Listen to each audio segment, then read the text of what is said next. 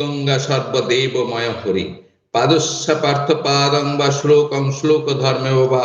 নিত্যং ধারয়তে যস্তু সমক্ষমুদিগচ্ছতি কৃষ্ণ বৃক্ষ সমুদ্ভূত গীতামৃত হরিত কি মানুষই কিন্ন খাদ্যে কলৌমল বিরেচনী গঙ্গা গীতা তথা ভিক্ষু কপিলাসস্তসেবনম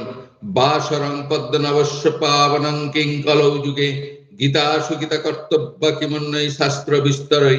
যা স্বয়ং পদ্মনবস্য মুখপদ্মাদ বিনিশ্চিতা আপদং নরকং ঘোরং গীতাধ্যায়ী নপশ্যতি গীতা সম্পূর্ণ বেদময়ী, মনুস্মৃতি সর্বধর্মময়ী, গঙ্গা সর্বতীর্থময়ী এবং ভগবান বিষ্ণু হলেন সর্বদেবময়। যিনি গীতার সম্পূর্ণ একটি শ্লোক, অর্ধ শ্লোক, একটি চরণ অথবা অর্ধচরণ প্রতিদিন পাঠের দ্বারা ধারণ করেন, তিনি অন্তে মোক্ষপ্রাপ্ত হন। শ্রীকৃষ্ণ রূপী বৃক্ষ হতে আবির্ভূত গীতারূপ অমৃতময়ী হরিত কি কেন মানুষ ভক্ষণ করে না, যা কলির সমস্ত মলকে দেহতে নিষ্কাশিত